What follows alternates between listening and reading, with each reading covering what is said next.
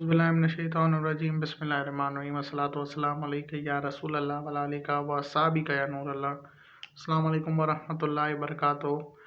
आज का जो टॉपिक है वो दुरूद पाक की फ़जीलत के हवाले से, और इससे बड़ी क्या फ़जीलत बयां हो कि कुरान पाक में आयत है, इन्नल्लाह व मलाइकतहू युसल्लूना अलन नबी या अय्युहन्नबीना आमनू सल्लु अलैहि व सल्लिमू तस्लीमा, कि ए ईमान वालो, मैं मतलब अल्लाह ताला फरमाता है कि मैं और मेरे फ़रिश्ते नबी मुकर्रम सल्लल्लाहु अलैहि वसल्लम पर दुरूद भेजते हैं। ए ईमान वालो, तुम भी उन पर खूब दुरूद व सलाम भेजा करो। एक हदीस है जिसमें मौला अली अलैहिस्सलाम से मंसूख है और हज़रत ज़ैद इब्न अरकम रज़ियल्लाहु अन्हु से भी मंसूख है। उन्होंने फरमाया कि नबी सल्लल्लाहु अलैहि वसल्लम, बल्कि और भी काफ़ी असहाब है, बहुत सारे सब ने बयान की हुई है कि जिसके सामने नबी सल्लल्लाहु अलैहि वसल्लम का दुरूद पढ़ा गया, मतलब नाम लिया गया, अगर उन्होंने दुरूद नहीं पढ़ा तो वो अपने आप को जिंदों में शुमार ना करे। अल्लाहुम्मा सल्ली अला सय्यदना व मौलाना मुहम्मदिन व आलिहि व अस्हाबिहि अजमईन। तो ये चीज़ें दुरूद पाक के हवाले से हैं, और दुरूद बिना तो आपकी नमाज ही नहीं होती जब तक आप नबी सल्लल्लाहु अलैहि वसल्लम और उनकी आल पर दुरूद ना भेजें। दुरूद इब्राहिम जब तक आप ना पढ़ें आपकी नमाज नहीं होती। अल्लाहुम्मा सल्ली अला मुहम्मद व आलि मुहम्मद कमा सल्लैता अला इब्राहीम व अला आलि इब्राहीम इन्नका हमीदुम मजीद। अल्लाहुम्मा बारिक अला मुहम्मद व अला आलि मुहम्मद कमा बारकता अला इब्राहीम व अला आलि इब्राहीम इन्नका हमीदुन मजीद। तो दुरूद बिना तो आपकी नमाज ही नहीं होती। क्या करेंगे? आले मोहम्मद पर दुरूद भेजने बगैर तो नमाज भी नहीं होगी आपकी। तो इससे बड़ी क्या शान बयां हो आपकी कि फ़र्ज़ इबादत में जब तक आप नबी सल्लल्लाहु अलैहि वसल्लम और उनकी आल पर दुरूद ना भेजें आपकी नमाज ही नहीं होती। इससे ज़्यादा क्या शान बयां हो अहले बैत अलैहिस्सलाम की। तो दुरूद की काफ़ी अहमियत है, हम दुरूद को लाइट ले लेते हैं काफ़ी। तो दुरूद इब्राहिम, लोग बोलते हैं वजीफ़े उल्टे पड़ जाते हैं बाज़ औक़ात, तो मैं कहता हूँ भाई दुरूद को आप पढ़ोगे तो वो आपके काम सीधे ही करेगा, उल्टे नहीं करेगा। ठीक है, जितना हो सके दुरूद पढ़ें। दुरूद पाक की बड़ी अहमियत है।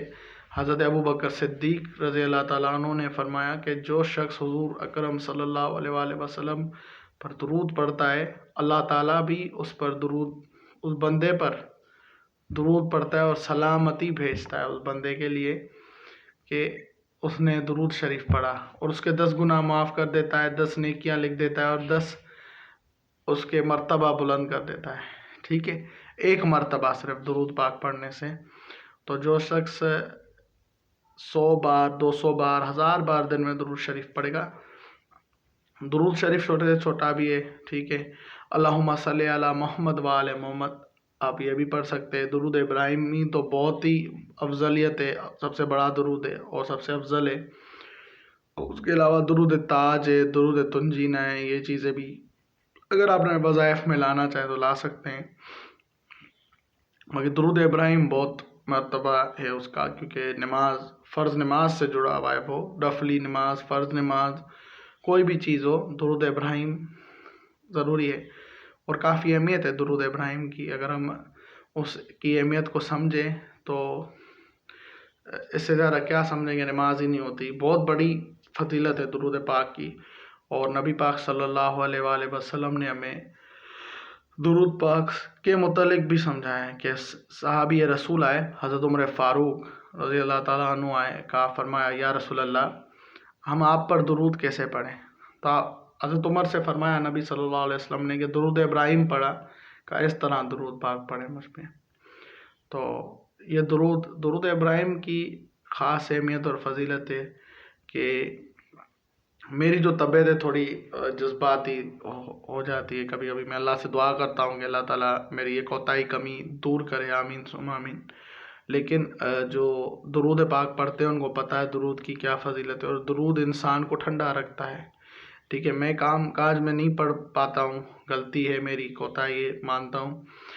लेकिन मैं भी इंशाल्लाह कल से आगाज़ करूँगा, और आपको भी एडवाइस देता हूँ کہ اٹھتے بیٹھتے دنیا کی باتیں کرنا یا کسی اور سے کچھ کہنا، اس سے بہتر ہے کہ آپ اٹھتے بیٹھتے درود پاک پڑھتے رہیں، کاؤنٹنگ نہ کریں میری نظر میں، کیونکہ پتہ کیا ہے، جب اللہ ہمیں نعمتیں دیتا ہے کاؤنٹ کرتا ہے، ایک درود کے بدلے وہ آپ کو 10 نیکیاں دے رہا ہے، اللہ تعالیٰ آپ کے 10 گناہ معاف فرما رہے ہیں اور آپ کے 10 درجات بلند کر رہے ہیں، تو کیا کاؤنٹ کر رہے ہو بھائی؟ کاؤنٹ نہیں کرو، پڑھتے رہو، فارغ بیٹھے ہو، ٹھیک ہے؟ ہاں بھی کوئی کام ہے، قرآن کی تلاوت ہے اس ٹائم تو قرآن کی تلاوت ہوگی، نماز ہے اس ٹائم نماز ہوگی، نماز میں آلریڈی ہر رکعت میں پڑھ رہے ہوتے ہیں، 2 رکعت ہو گئی اس میں بھی درود ابراہیم پڑھتے ہیں، 4 ہو گئی اس میں بھی پڑھتے ہیں، وتر ہے، فرض ہے مغرب کے 3 اس میں بھی درود ابراہیم پڑھتے ہیں۔ لیکن اگر آپ بیٹھے ہیں فالتو میں تو پڑھتے رہے درود ابراہیم، فضول باتیں کرنے سے اچھا ہے، فالتو میں نہیں، مطلب آپ ویسے بھی بیٹھے ہیں کام کر رہے ہیں، جیسے ایک بندہ کوئی آفس میں بیٹھا ہے کمپیوٹر پہ کام کر رہا ہے تو وہ درود ابراہیم پڑھتا رہے، اس کا منہ تو نہیں ورک کر رہا نا، نہیں چل رہا نا، وہ پڑھتا رہے درود ابراہیم، ٹھیک ہے؟ ثواب ملتا رہے گا بیٹھے بیٹھائے، گناہ معاف ہوتے رہیں گے، نیکیاں ملتی رہیں گی، اجر بلند ہوتے رہیں گے، پڑھتے رہیں۔ کیا ہے درود ابراہیم؟ کتنی میٹھی چیز ہے اور کتنا ٹھنڈا رکھتا ہے انسان کو، تو پڑھنا چاہیے درود پاک۔ باقی دوسرے جو درود ہیں، درود مائب، تنجینا یا تاج، اور یہ درود پاک ہیں تو یہ پڑھتے رہیں۔ صلات بھی ہے کہ اللہم صلی علی محمد وعلی محمد، یہ چیزیں بھی پڑھتے رہے، درود بھی ہے، پڑھا کریں درود پاک، بڑا زبردست عمل ہے یہ، ٹھنڈا اتنا رکھتا ہے، آپ کی طبیعت بالکل کول رہتے ہیں آپ۔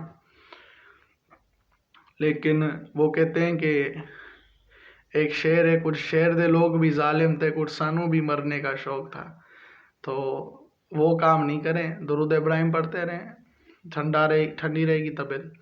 جو بندہ آپ کو لگ رہا ہے آپ کے اٹیک کر رہا ہے آپ کی کسی بات پہ، وہاں سے اٹھ کے چلے جائیں، یہی حل ہے آج کل، اس کے علاوہ آپ بچ نہیں سکتے، لازمی کوئی بات ہٹ کرے گی آپ کو، آپ بولیں گے، اس سے بہتر ہے کہ جہاں آپ کو جو چیز بری لگے اٹھ کے چلے جائیں، بجائے کہ یہ اس کو جواب دیں یا اس کے منہ لگیں یا اس کے بلا وجہ وہ آپ کو پھر بدتمیز کا فتویٰ یا سرٹیفکیٹ جاری کر دے۔ کوئی آپ کو اس چیز پہ خود لاتا ہے، بات ایسی کرتا ہے کہ آپ مجبوراً جواب دے دیتے، پھر آپ بدتمیز ہو جاتے ہیں، بد تہذیب ہو جاتے ہیں، تو ان چیزوں کو اگنور کریں، جو بھی بول رہا ہے اٹھ کے چلے جائیں وہاں سے، یہی حل ہے، اس کے علاوہ آپ نہیں بچ سکتے، یہ میرا تجربہ ہے زندگی کا، ٹھیک ہے؟ چھوٹی سی زندگی ہے، اس کا تجربہ ہے کہ اٹھ کے چلے جائیں، اس کے علاوہ کوئی اور حل نہیں ہے، آپ مطلب ان چیزوں سے بچیں اور درود پاک پڑھیں، اس سے کیا ہوگا، آپ ان چیزوں سے بھی دور رہیں گے، درود پاک کا بھی ورد ہوگا تو کوئی آپ کو بولے گا بھی اثر نہیں ہوگا، پھر بعد میں آپ ٹھنڈے ہو جائیں گے بالکل۔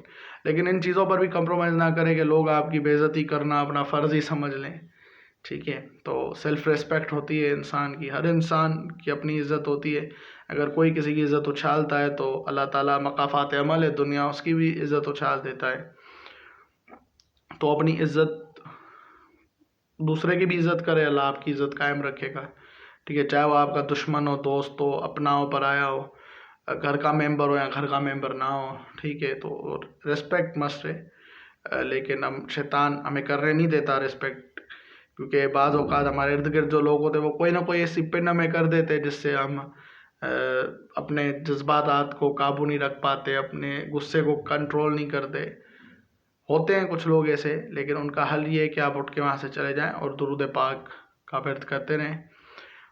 تو درود پاک کی یہ فضیلت تھی، اور نماز میں پڑھا جاتا ہے، اس سے بڑی کوئی فضیلت نہیں ہے، مطلب اس سے بلند کیا فضیلت ہوگی کہ فرض میں پڑھا گیا ہے، اس کے علاوہ بہت سی فضیلتیں وظائف میں شامل ہیں ہمارے، تو پڑھا کریں درود پاک، اور اللہ تعالیٰ آپ کو اپنے سائے میں رکھے گا۔